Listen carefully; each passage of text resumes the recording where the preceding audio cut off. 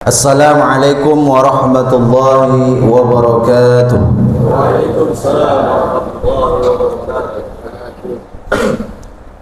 Allahu akbar, Allahu akbar, Allahu akbar. Allahu akbar, Allahu akbar, Allahu akbar. Allahu akbar, Allahu akbar, Allahu akbar. Allahu akbar kabira walhamdulillahi katsira. وسبحان الله بكرة وأصيلا لا إله إلا الله ولا نعبد إلا إياه مخلصين له الدين ولو كره الكافرون لا إله إلا الله وحده صدق وعده ونصر عبده وأعز جنده وهزم الأحزاب وحده لا إله إلا الله والله أكبر الله أكبر ولله الحمد إن الحمد لله نحمده ونستعينه ونستغفره ونعوذ بالله من شرور أنفسنا ومن سيئات أعمالنا من يهده الله فلا مضل له ومن يضلل فلا هادي له أشهد أن لا إله إلا الله وحده لا شريك له وأشهد أن محمدا عبده ورسوله لا نبي بعده اللهم صل وسلم وبارك على سيدنا ومولانا محمد وعلى آله وأصحابه ومن تبعهم بإحسان إلى يوم الدين أما بعد فيا عباد الله أوصيكم ونفسي بتقوى الله فقد فاز المتقون قال الله تعالى في القرآن العظيم أعوذ بالله من الشيطان الرجيم يا أيها الذين آمنوا اتقوا الله حق تقاته ولا تموتن إلا وأنتم مسلمون وقال تعالى في آية الأخرى يا أيها الذين آمنوا اتقوا الله وقولوا قولا سديدا يصلح لكم أعمالكم ويغفر لكم ذنوبكم ومن يطع الله ورسوله فقد فاز فوزا عظيما صدق الله العظيم. Kaum muslimin muslimat sidang jamaah Idul Adha rahimakumullah. Hari ini kita sedang berada di hari bertemunya dua kemuliaan. Kemuliaan hari Jumat sebagai Sayyidul Ayyam dan kemuliaan bulan Zulhijjah, salah satu dari 4 bulan haram, bulan yang mulia, yang mana 10 hari pertamanya merupakan hari-hari terbaik untuk beramal soleh. Ma min ayyamil amalu salihu fiha ahabbu ila Allah min hazihil ayyam, yakni ayyamal ashri. Tidak ada suatu amal yang lebih dicintai oleh Allah Subhanahu wa taala melainkan amal soleh yang dilakukan pada hari-hari ini, yakni ayyamal ashri, yaitu 10 hari pertama di bulan Zulhijjah. Dan puncak dari semua kemuliaan itu berkumpul pada hari ini, Jumat 10 Zulhijjah 1446 Hijriah. Allah Subhanahu wa taala masih memberikan kita nikmat hidup. Tak hanya hidup tapi juga sehat. Tak hanya sehat tapi juga masih istiqamah dalam iman dan Islam. Maka kita wajib bersyukur dengan ucapan alhamdulillahirabbil alamin. Dan semestinya rasa syukur itu pula kita ungkapkan dengan perbuatan kita, yakni kita laksanakan apa yang Allah perintahkan, kita jauhi apa yang Allah larang. Kemudian di hari yang mulia ini, mari kita perbanyak bersolawat kepada baginda Nabi rahmatan lil alamin, suri tauladan terbaik bagi seluruh manusia, Nabi besar Muhammad sallallahu alaihi wasallam. Meskipun beliau jauh di kota Madinah Al-Munawwarah, meskipun kita tak pernah melihat raut wajahnya, tak pernah menatap matanya, tak pernah bertemu dengannya, tapi beliau selalu memikirkan kita. Tapi cintanya begitu besar untuk kita, maka tanda kita juga cinta kepadanya. Kita ucapkan Allahumma salli ala Sayyidina Muhammad wa ala ali Sayyidina Muhammad. Assalamu alayka ya Rasulullah. Mudah-mudahan Allah beri kita rezeki untuk bisa berziarah ke makam baginda Nabi sallallahu alaihi wasallam dan di akhirat nanti mendapatkan syafaatnya. Amin ya rabbal alamin. Kaum muslimin muslimat jamaah Idul Adha rahimakumullah. Hari Raya Idul Adha yang kita rayakan setiap tahunnya berkaitan erat dengan peristiwa sejarah dan kisah perjalanan hidup Nabi Ibrahim alaihissalam.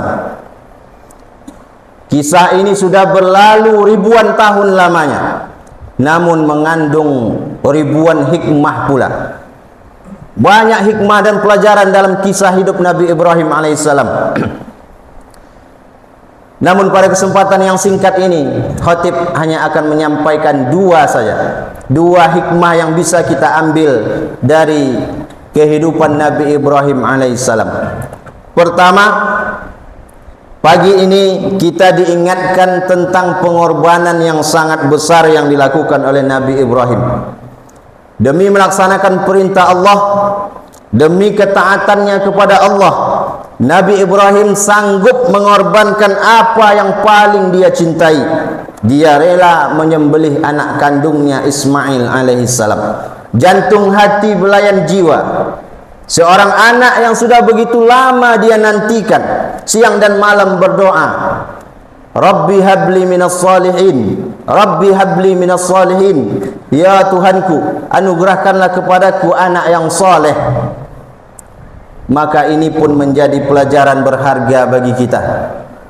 Sedangkan selepel Nabi Ibrahim saja, manusia yang paling dekat dengan Allah, gelarnya Khalilullah, kekasih Allah.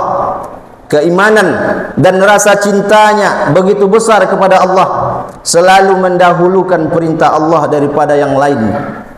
Orang yang begitu dekat dengan Allah Subhanahu wa taala saja masih juga diuji oleh Allah, tak langsung dikabulkan doanya oleh Allah.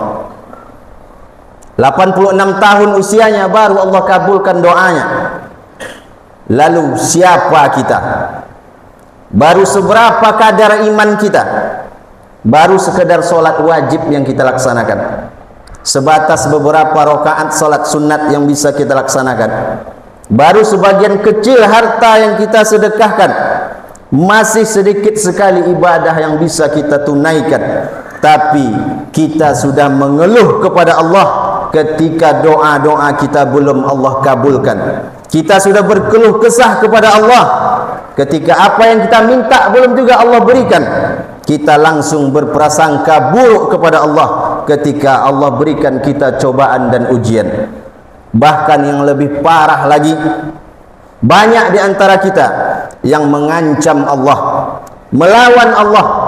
Kalau tak juga Allah kabulkan permintaannya, dia tak mau lagi sholat, tak mau lagi datang ke masjid, tak mau lagi melaksanakan perintah Allah. Maka pantaskah kita begitu? Sedangkan Nabi Ibrahim alaihissalam puluhan tahun berdoa, memohon kepada Allah, Rabbi habli minas salihin, sampai usia 86 tahun baru Allah kabulkan doanya. Jamaah Jumat yang dimuliakan Allah. Namun setelah anak itu datang, setelah Allah berikan anak kepada Nabi Ibrahim, ketika masih selagi eratnya berkasih sayang, Nabi Ibrahim diperintahkan pula oleh Allah untuk mengorbankan anak yang paling dia cintai itu. Karena Allah berfirman, lan tanalul birra hatta tunfiqu mimma tuhibbun. Kamu tidak akan mendapatkan kebaikan sampai kamu bisa memberikan apa yang paling kamu cintai untuk Allah. Maka hikmah dari pengorbanan yang dilakukan oleh Nabi Ibrahim mengajarkan kita untuk mengorbankan apa yang paling kita cintai untuk agama Allah ini. Hari ini Allah Ta'ala tidak minta anak kita karena itu terlalu berat bagi kita dan pasti kita takkan sanggup melakukannya. Allah tahu itu. La yukallifullahu illa wus'aha.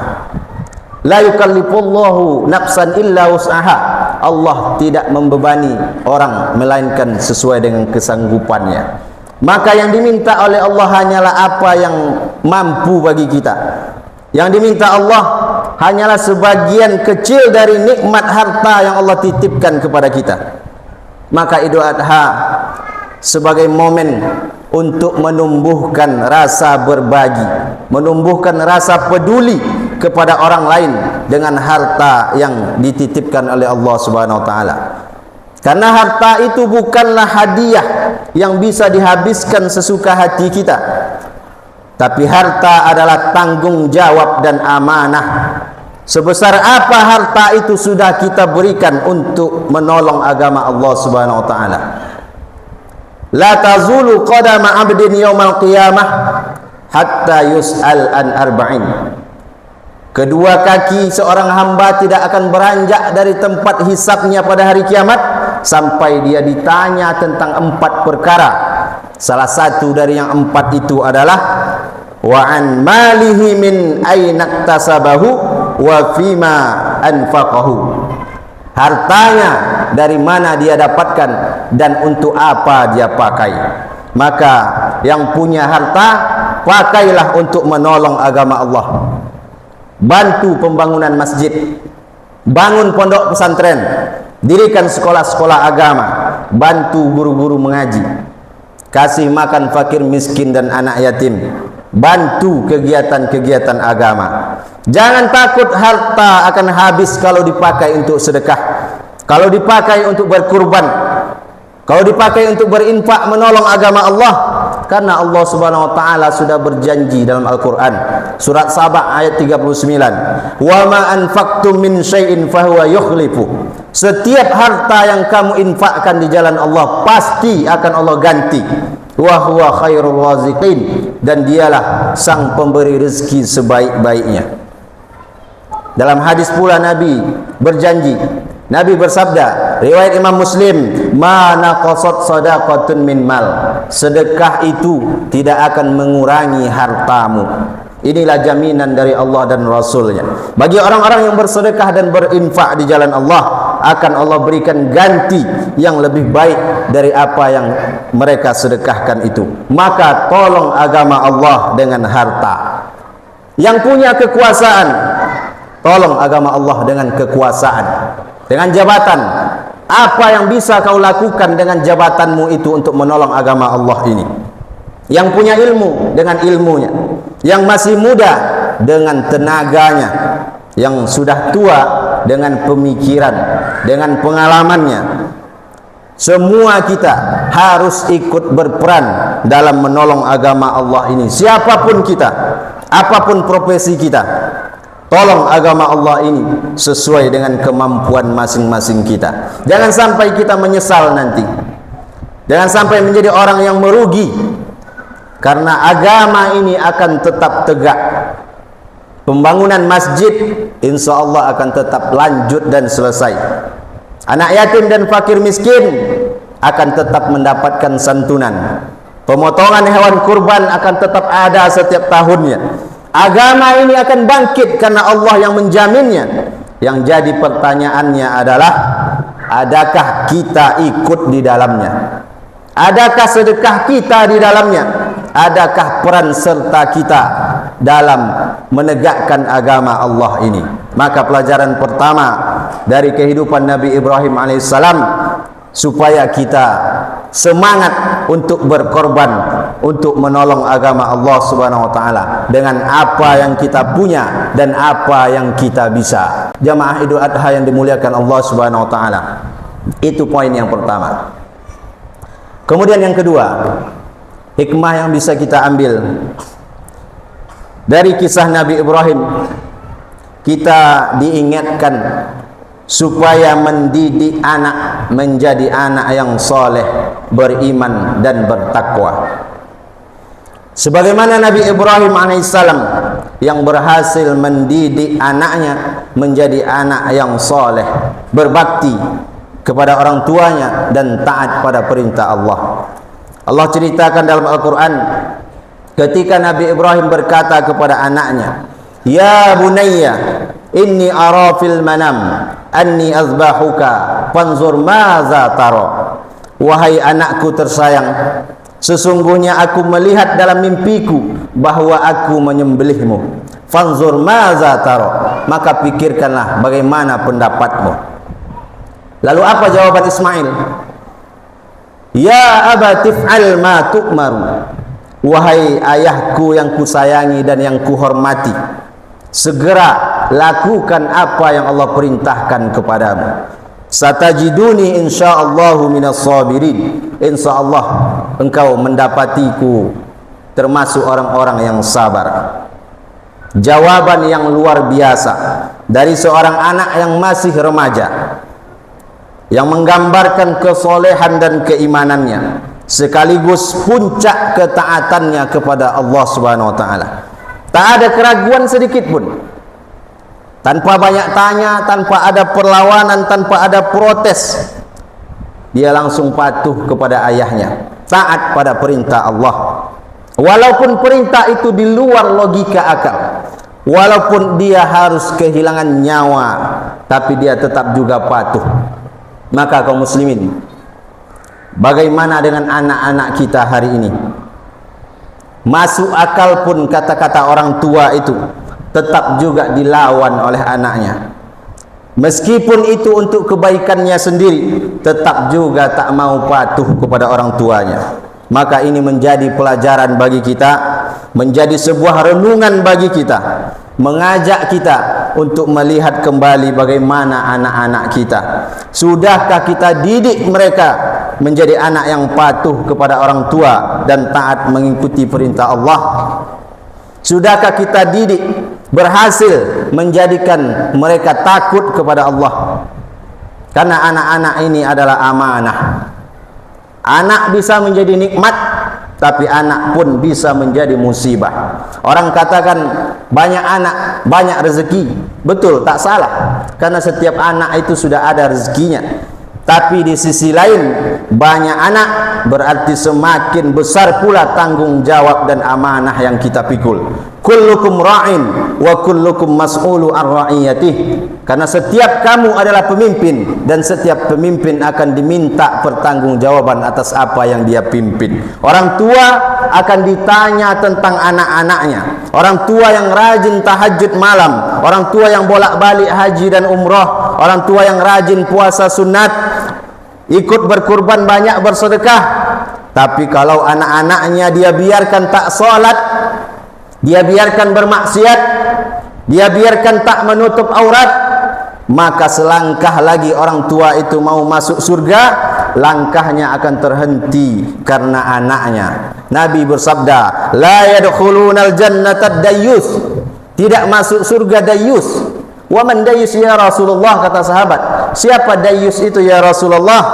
Allazi yuqirru fi ahlihi al-khabasa, orang yang setuju pada khabas, maksiat yang dilakukan oleh anak dan istrinya. Istrinya, anak gadisnya dia biarkan tak pakai jilbab. Anak-anaknya dia biarkan pacaran, bonceng sana bonceng sini, bebas saja laki-laki datang jemput antar. Maka ini termasuk orang-orang yang telah menyia-nyiakan amanah yang dititipkan oleh Allah Subhanahu wa taala. Jamaah Idul Adha yang dimuliakan Allah, jagalah amanah itu.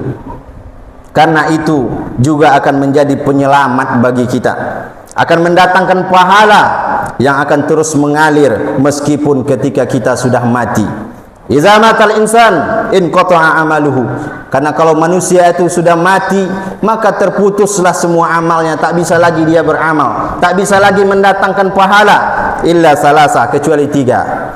Bin sadaqatin jariyah, sedekah jariyah, wa ilmin yuntafa'u bihi, ilmu yang bermanfaat yang dia ajarkan, wa waladin salihi yad'u lahu, dan doa anak yang soleh.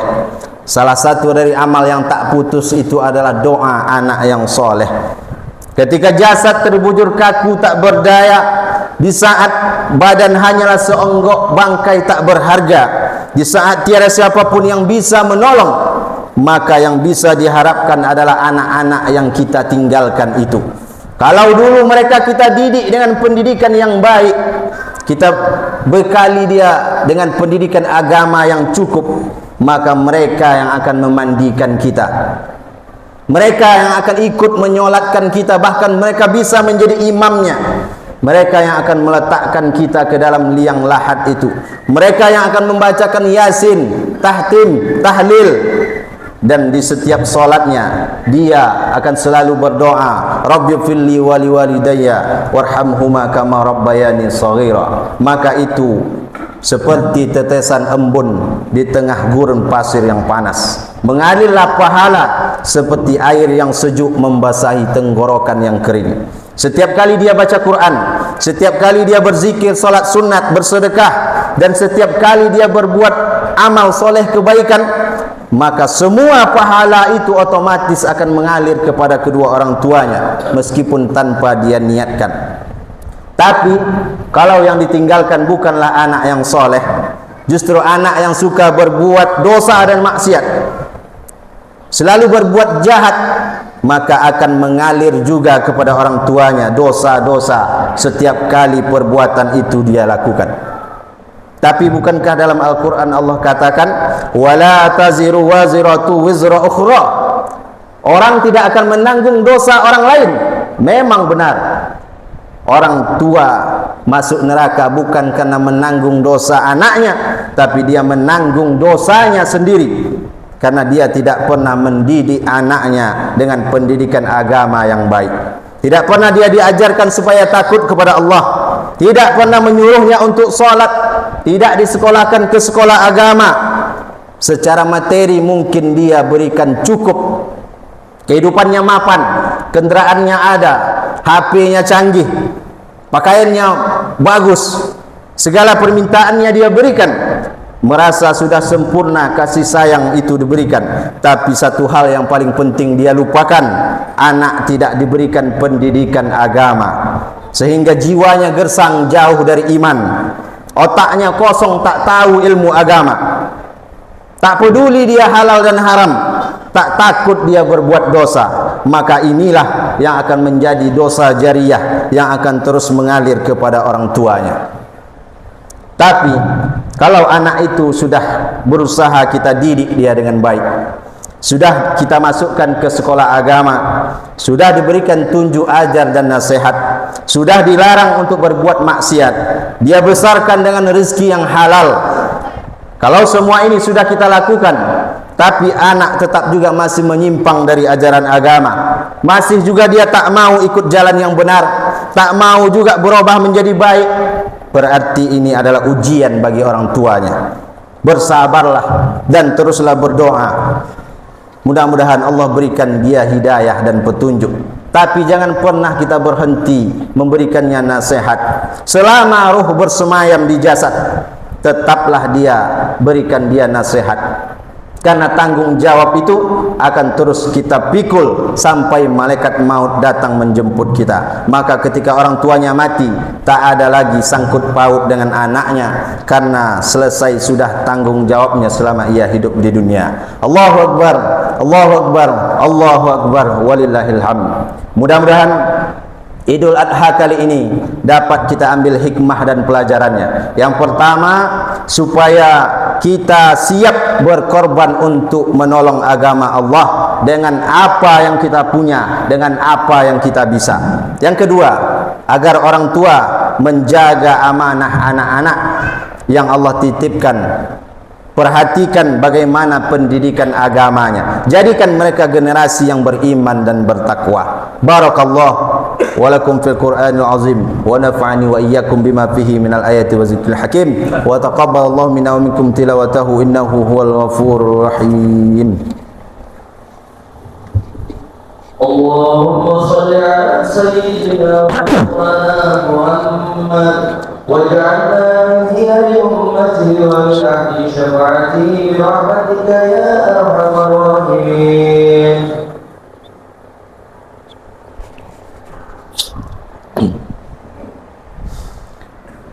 Allahu Akbar, Allahu Akbar, Allahu Akbar, Allahu Akbar, Allahu Akbar, Allahu Akbar, Allahu Akbar, Allahu Akbar, Allahu Akbar, Allahu Akbar kabira walhamdulillahi katsira wa subhanallahi bukratan wa asila. La ilaha illallah wa la na'budu illa iyyahu mukhlishina lahuddin.